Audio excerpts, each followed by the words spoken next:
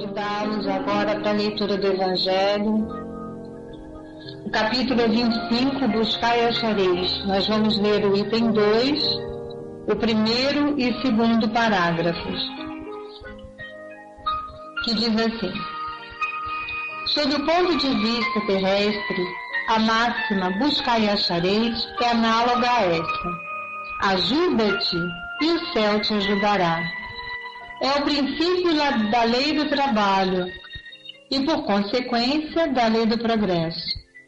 Porquanto o progresso é filho do trabalho, porque o trabalho põe em ação as forças da inteligência. Na infância da humanidade, o homem só aplica a sua inteligência na busca do alimento, dos meios de ser preservado do mau tempo e de se defender contra os seus inimigos.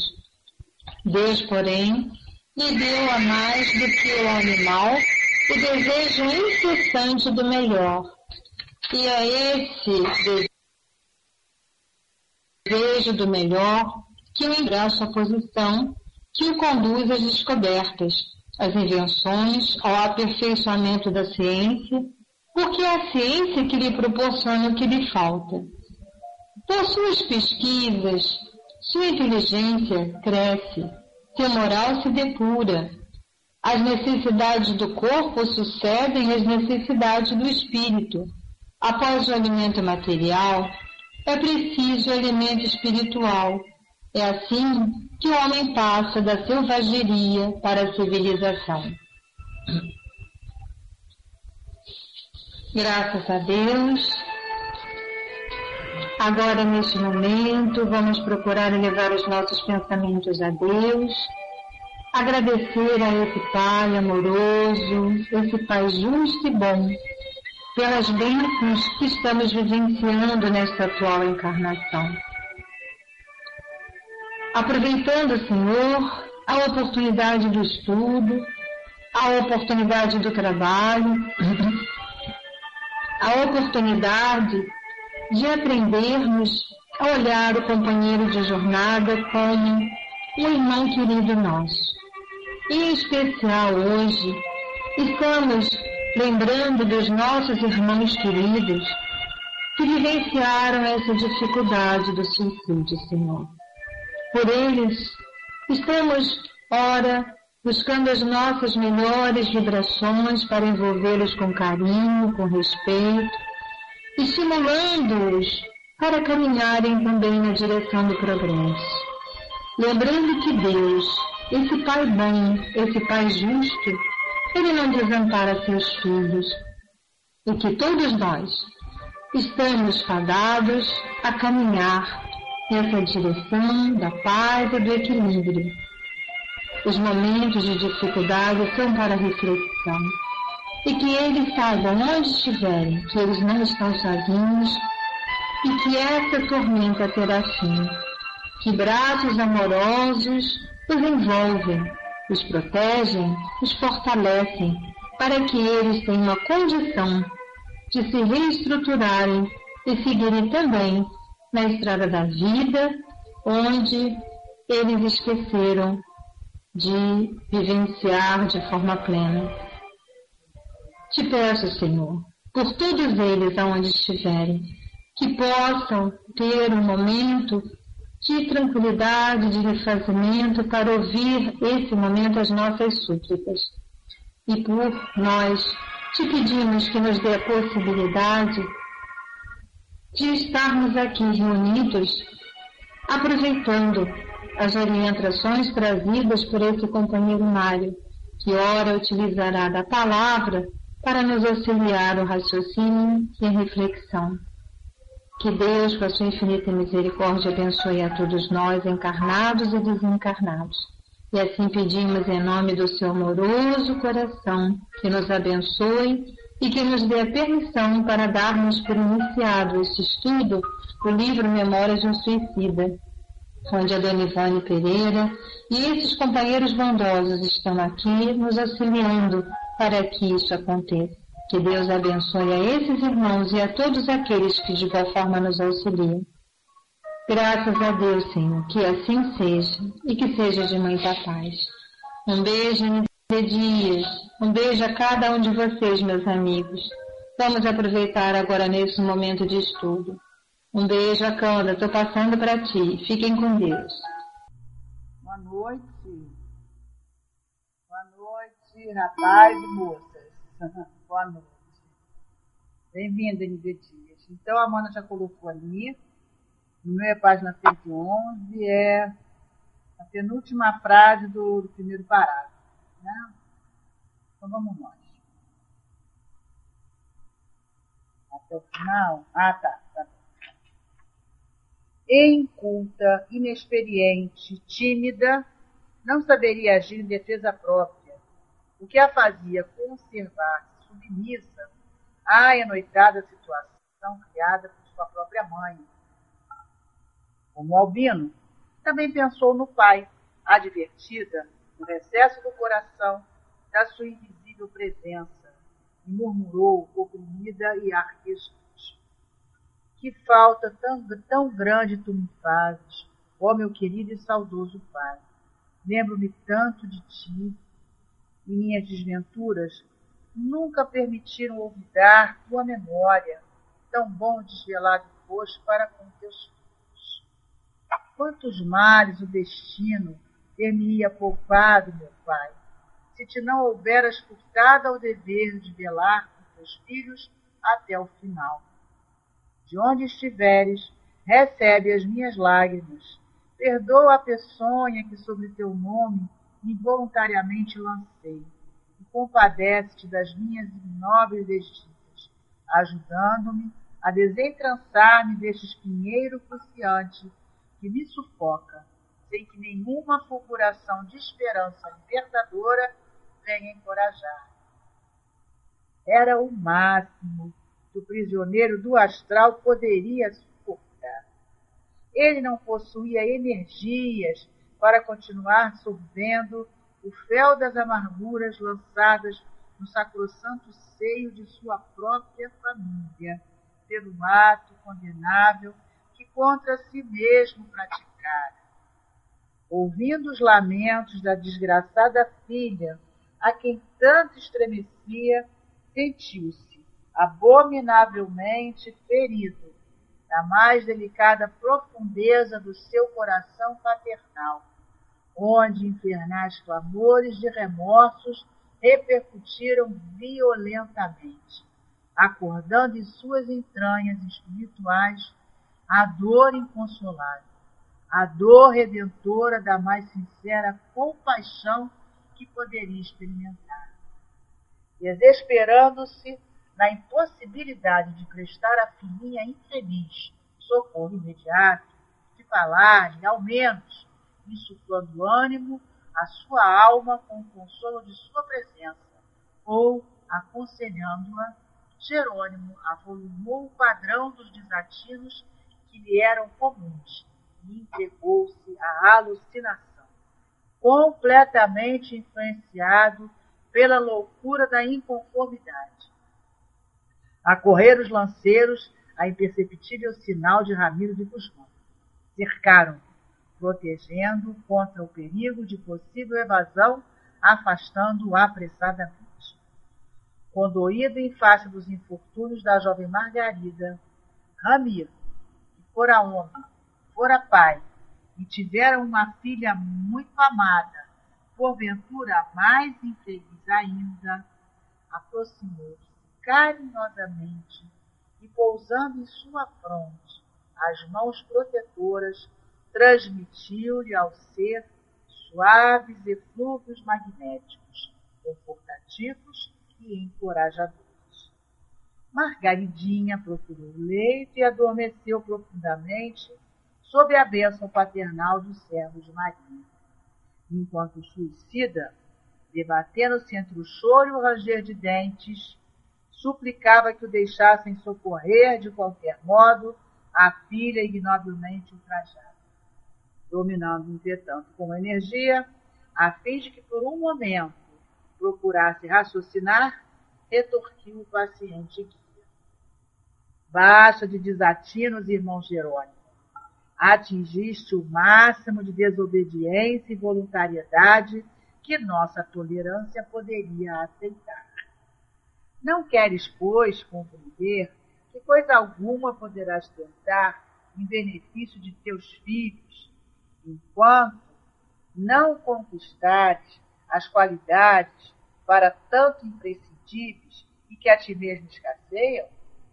Não entendes que teus filhos, em lutas com provações asférrimas, sucumbiriam fatalmente ao suicídio, como tu, se permanecesses junto deles, influenciando suas indefesas sensibilidades com as vibrações funestas que te são próprias, ainda não devidamente esclarecido quanto ao estado geral em que te debates, tal como te preferes conservar?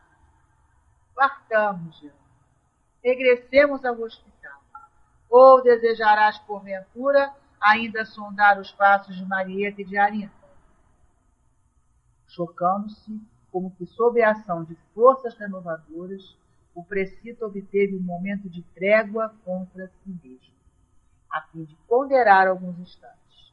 Sacudiu as desesperadoras alucinações que lhe cegavam o raciocínio e respondeu resoluto. Oh, não, não, meu bom amigo, basta. Não posso mais.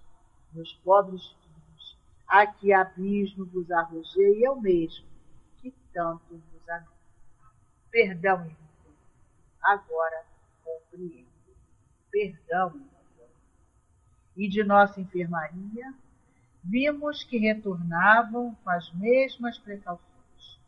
Jerônimo não voltou a fazer parte do nosso grupo. Boa noite a quem chegou, Denóxio, Zeli, Ana, João e Vidas. De volta, né, Vidas? Passando para você, Mário. Boa noite a todos, o som tá ok? Bom som?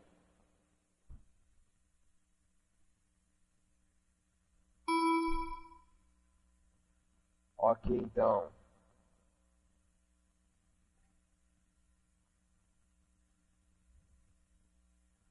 Vamos dar continuidade aqui.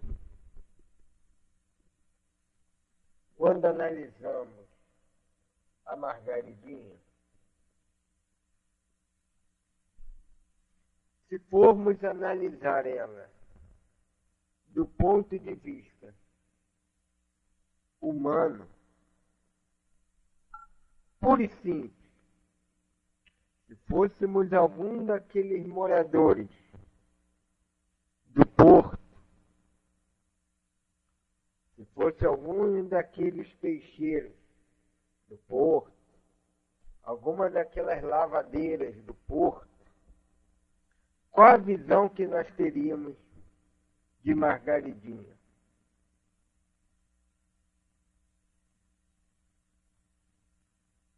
Qual a visão?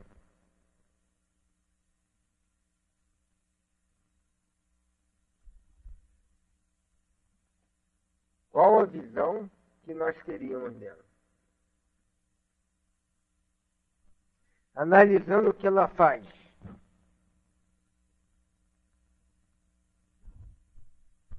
Visão ruim, né?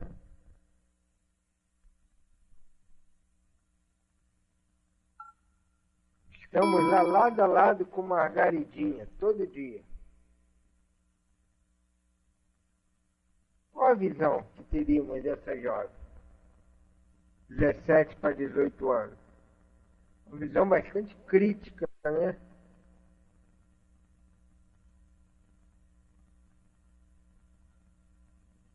Uma pessoa sem moral, diríamos nós. Uma pessoa viciosa. Uma pessoa sem escrúpulo.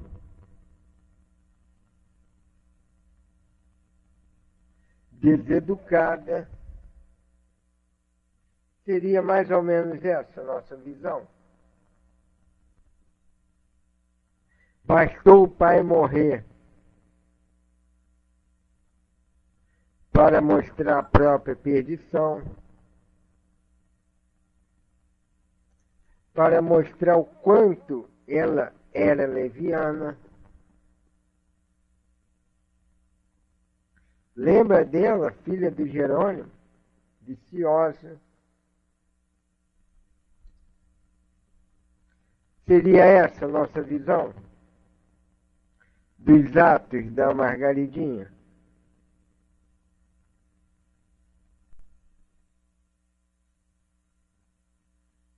Somos vizinhos da Margaridinha, sem conhecê-la. Vemos ali Margaridinha todo dia naquele tipo de vida, vendendo frete, se deitando com um, se deitando com outro, vendendo amores, né? Como disse aqueles espíritos levianos.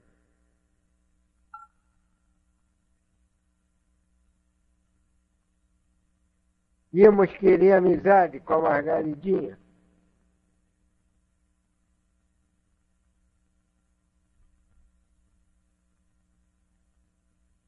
Íamos querer amizade com a Margaridinha? De jeito nenhum. Quereríamos que nossos filhos tivessem amizade com a Margaridinha?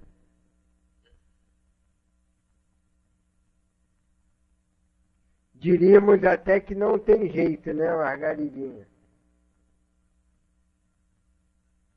Diríamos a velha frase: pau que nasce torto, morre torto, né?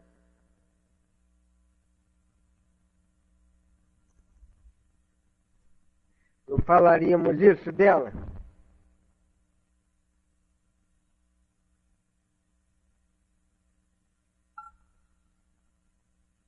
Agora vejamos a visão que o plano espiritual fala dela. Órfã aos 7 anos, frágil e delicada. Depois que o pai morre, abandona aquela vida. E isso, Cândido, isso mesmo. Diríamos, ela não sai dessa vida porque não quer. Não diríamos isso? Órfão. Assim que o pai se mata, a família cai na miséria, ela frágil e delicada, cria-se na miséria entre revolta e incompreensões, tinha tudo até os 7 anos.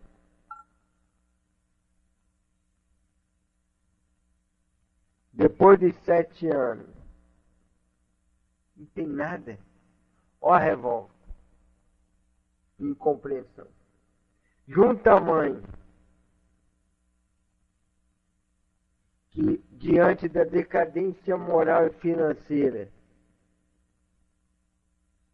perde todo aquele glamour e passa a se prostituir, e depois permite, facilita para que a filha se prostitua,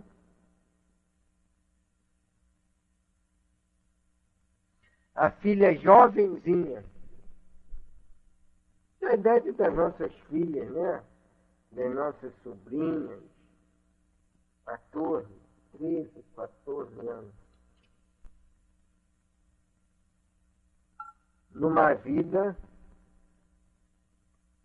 como ele diz aqui, da lama, né?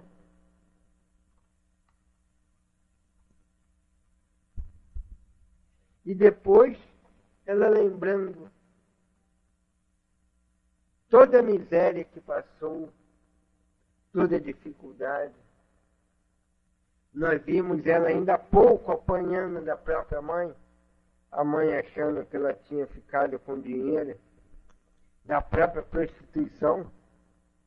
Ou seja, a mãe cafetizava a filha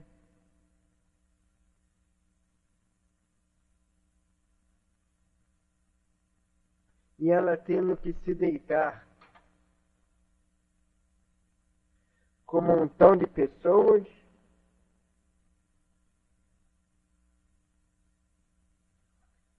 do qual causava asco a ela, do qual a gente via que ela não sentia nenhum prazer de estar naquela vida.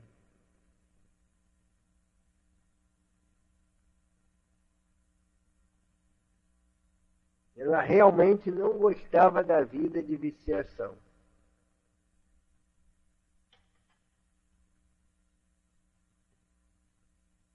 Vivia uma vida de miséria.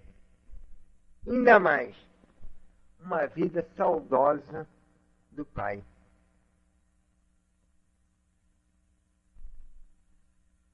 Por que a gente falou tudo isso? Para mais uma vez mostrar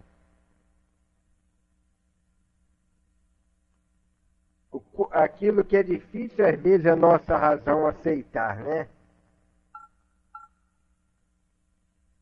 Aquilo que Jesus diz, não julgarás. Como diz Emmanuel, nós só conseguimos julgar, avaliar 60 segundos de um minuto.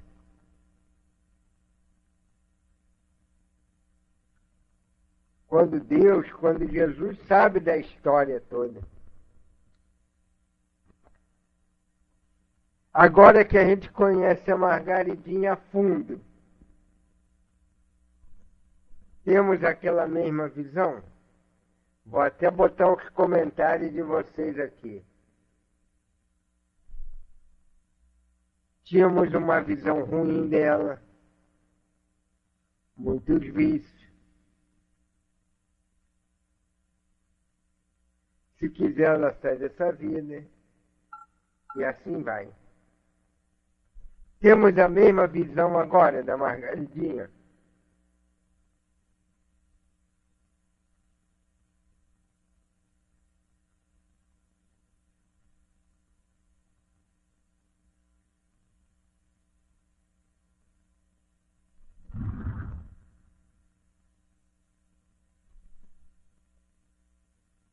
Nossa visão agora é de quê?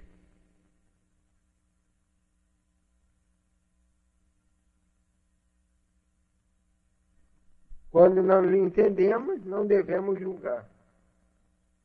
Conseguimos compreendê-la, né, Senhor?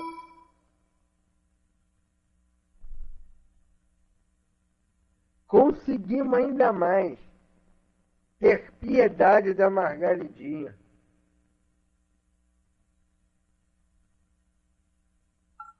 E o que fez a gente mudar o nosso raciocínio?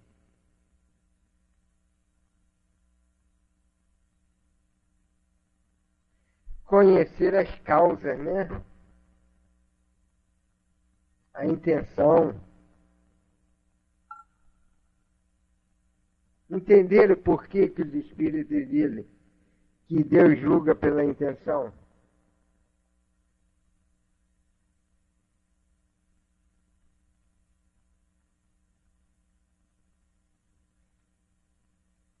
Qual era a intenção da Margaridinha?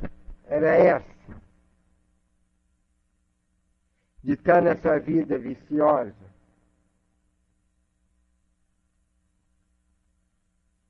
Porque tem gente até que tem, né?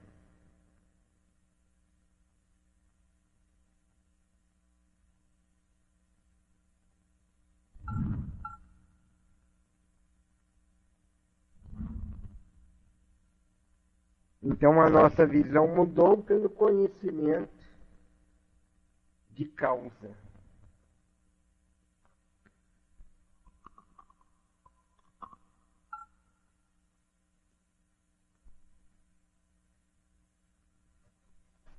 Os erros da Margaridinha continuam mesmo. Mas o peso de cada um deles agora é diferente.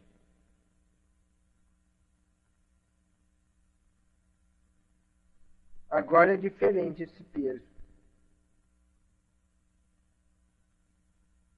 Isso me diz, se a gente olhar os outros com olhos de espírito imortal,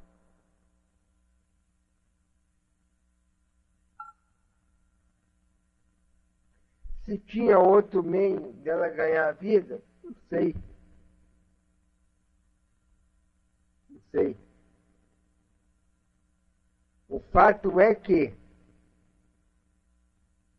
a gente agora entende que, no fundo, ela era vítima. Pelo menos nesse momento, né? Não conhecemos ainda as outras encarnações dela. Mas, no momento, ela era vítima disso tudo. Que precisava de quê? Da ajuda de alguém.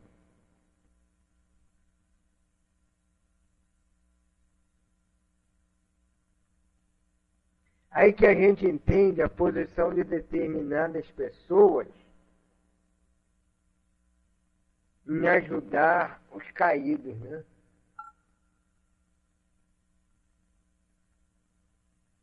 Você lembra daquela, eu acho que era socióloga, que ajudou os sobreviventes da Candelária?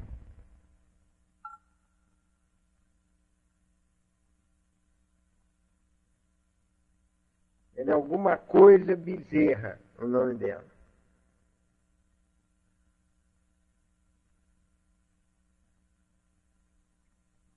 O que falavam dela?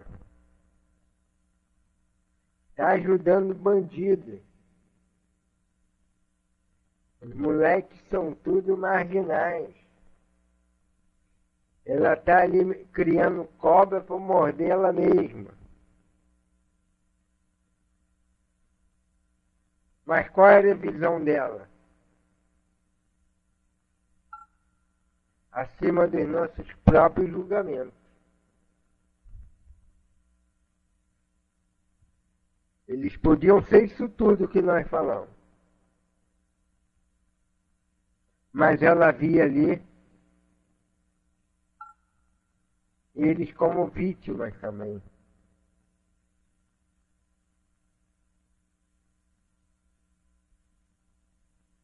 Via cada um deles como vítima. Vítima da sociedade, vítima das lutas, vítima do nosso egoísmo.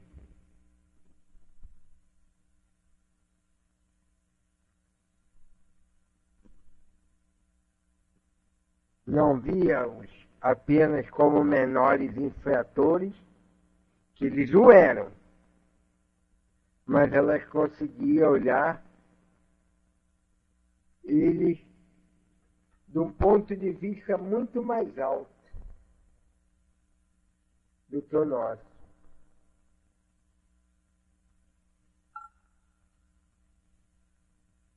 Muito mais alto. Não é mesmo?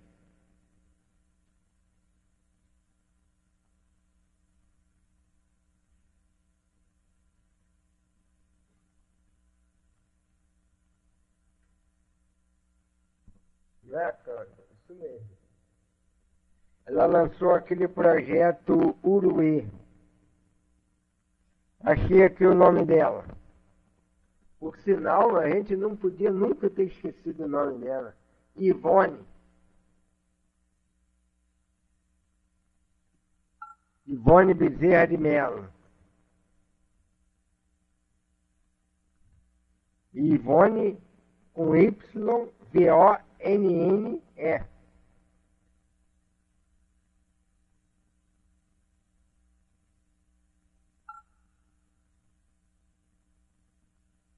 Ela era artista, artista plástica.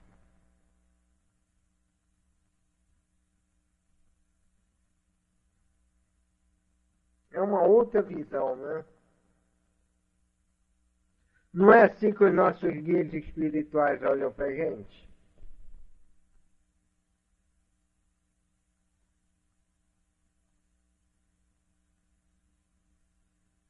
Eles sabem que nós fomos os delinquentes do passado.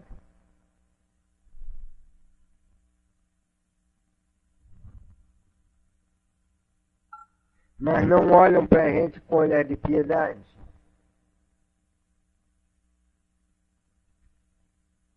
Com o olhar daquilo que a gente pode ser. Com o olhar de vítima de nós mesmos, no fundo.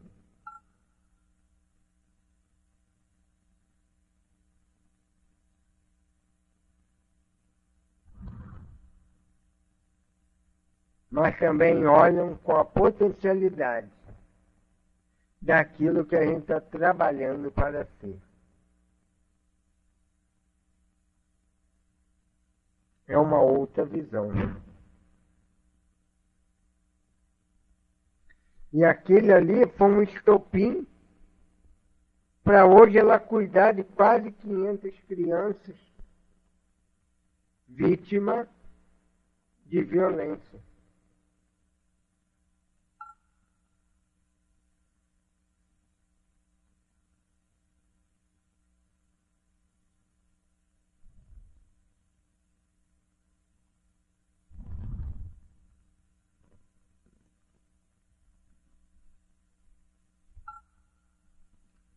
Então agora nós já temos uma outra visão.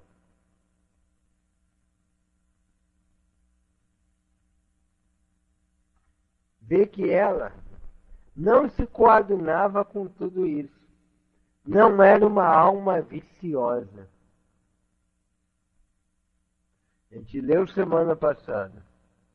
A pobre peixeira, porém cuja índole modesta e aproveitável, não se aclimatava ao fel da execrável sobrevivência.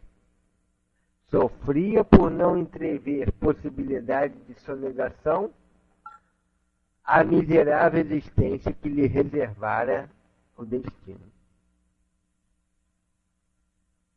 Estava nessa vida de miséria, de viciação, mas não era uma alma viciosa.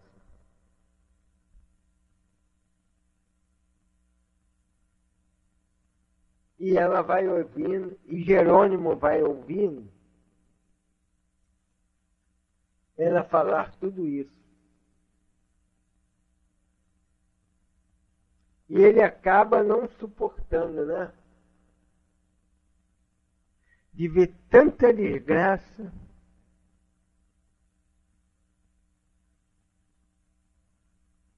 em cima daquela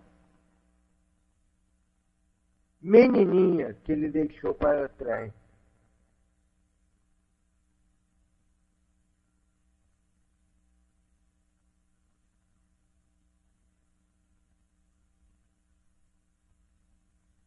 Porque a gente sabe como pai, mãe, tio, o quanto é frágil, né, a criança diante de uma dor, de um sofrimento.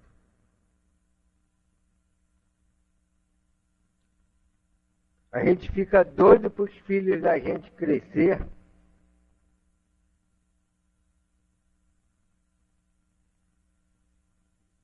naquela visão de que eles mais velhos consigam suportar as dores que a vida pode trazer. Não é mesmo?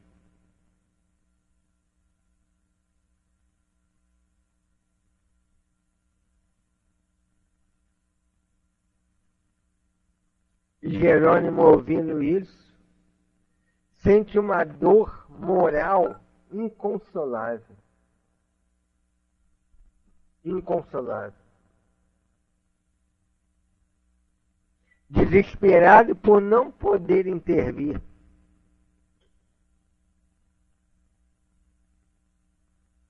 E como no vale todos estão acostumados a enlouquecer de dor,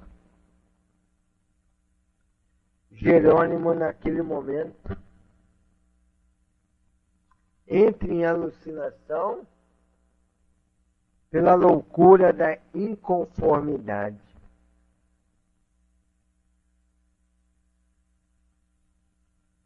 O que fazer? Como fazer?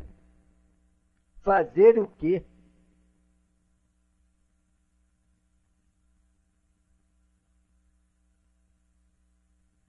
E aí que vemos Jerônimo sofrer o mais duro golpe que Teócrito já conhecia que ele ia passar. e quis poupá-lo disto tudo. Pudéssemos voltar atrás,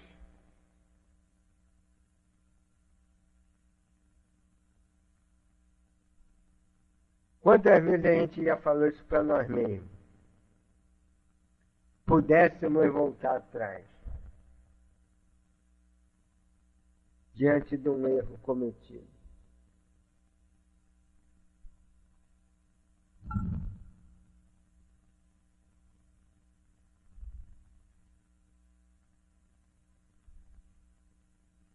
Pudéssemos voltar atrás.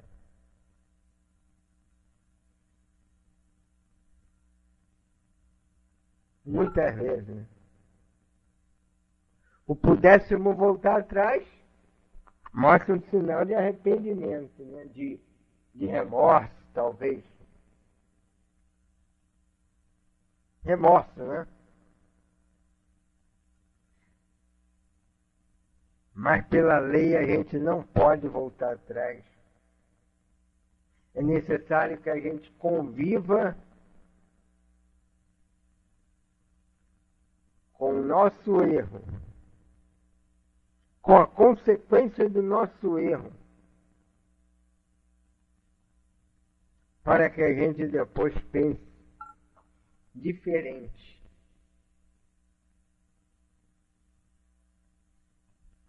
E era necessário agora Jerônimo sorver até enquanto ele podia.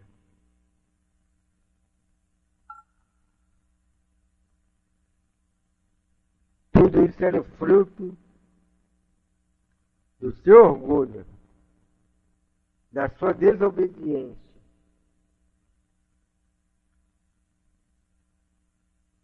É por isso que ele é cercado e a gente vê aqui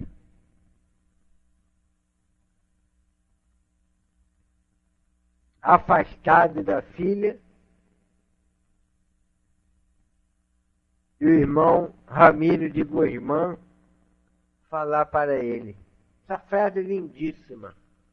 Esse momento parece duro, mas não é.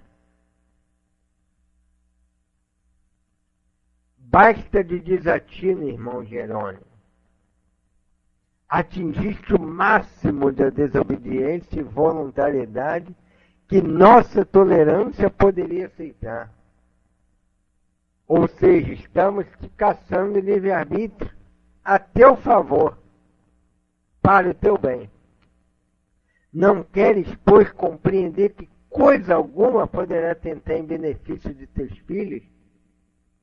Não entende que teus filhos em luta e provações aspérrimas sucumbiria fatalmente ao suicídio como tu, se permanecesse junto deles, influenciando suas indefesas sensibilidades com as vibrações funestas que te são próprias? Partamos, Jerônimo.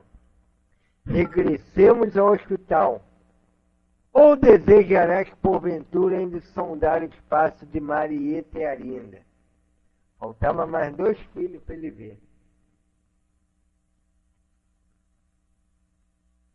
Isso aqui é o que, gente?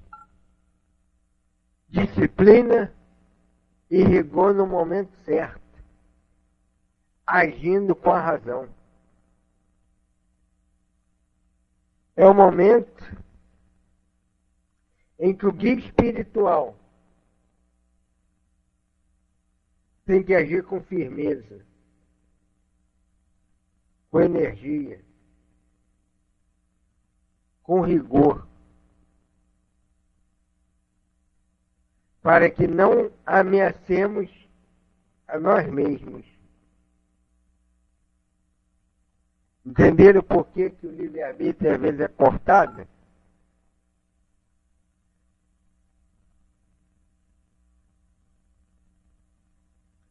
Chocando-se como que sob a ação de força renovadora, o precito, o maldito, obteve um momento de trégua contra si mesmo, a fim de ponderar alguns instantes sacudiu a desesperadora alucinações que lhe cegavam o raciocínio e respondeu resoluto. Oh, não. Não, meu bom amigo, basta. Não posso mais, meus pobres filhos, a que abismo vos arrojei, eu mesmo, que tanto vos amei. E aí a gente vê aqui o que é que agiu sobre ele nesse momento.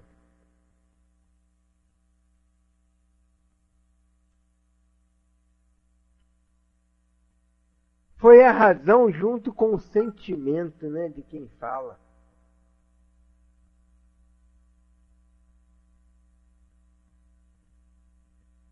Chocando-se sob a ação de forças renovadoras. Não falou chocou-se com a frase renovadora. Olha o sentimento aqui de quem doutrina. Junto daquele rigor todo, vi um sentimento capaz de modificar o outro.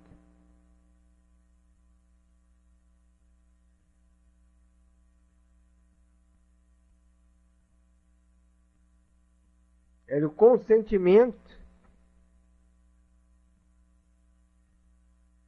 do próprio íntimo, né? Ponderando agora. Sacudiu-lhe as desesperadoras alucinações. E aí ele lembra lá do primeiro passo de toda essa história. Quem foi o primeiro passo? Irmão Teócrito.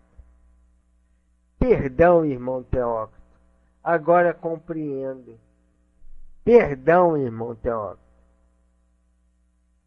E de nossa enfermaria vimos que retornavam com a mesma precaução. Jerônimo não voltou mais a fazer parte do nosso grupo.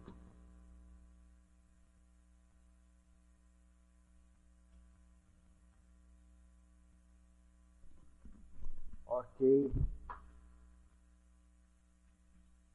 Essa diretora já escolheu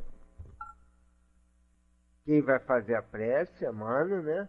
Escolheu quem vai fazer a prece. Estou passando a palavra. Espero que tenha sido bastante proveitoso para vocês, quanto foi para mim estudar esse tema no dia de hoje. Estou passando a palavra, então. E depois, a própria Mana vai botar a prece, a mensagem do plano espiritual, ok?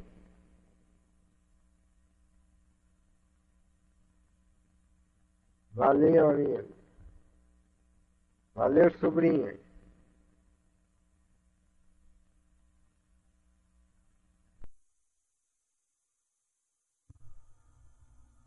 De volta. Então, meus queridos, obrigada, hein, Mário, pelo estudo. Obrigada aí a todos pela presença, aos espíritos maravilhosos, amigos. Vamos fazer então a nossa prece, né? Graças a Deus, querido Jesus, bondosos benfeitores, bondosa Maria de Nazaré.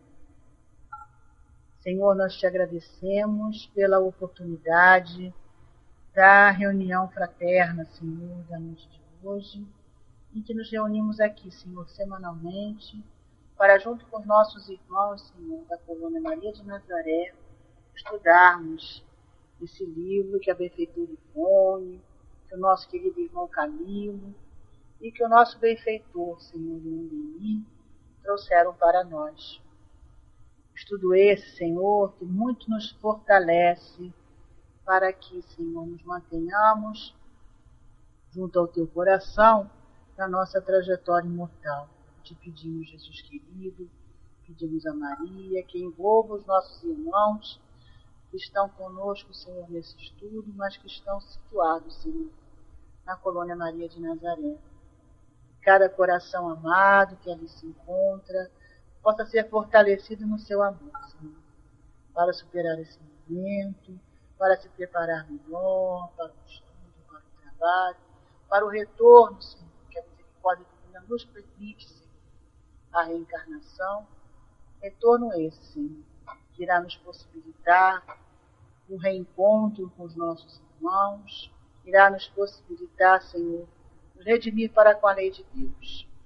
Te pedimos, Senhor, abençoa cada irmão presente, encarnado e desencarnado, e que seja assim, Senhor querido, em teu nome, Mestre amado, em nome da espiritualidade benfeitora, trabalhadora desta sala e desse estudo, que seja em nome da benfeitora Maria de Nazaré, em nome dos nossos guias, dos nossos espíritos queridos familiares, nossos bons amigos espirituais, mas que seja, Senhor, sobretudo em nome do Pai, é que nós pedimos a permissão para encerrar o nosso estudo da noite de hoje.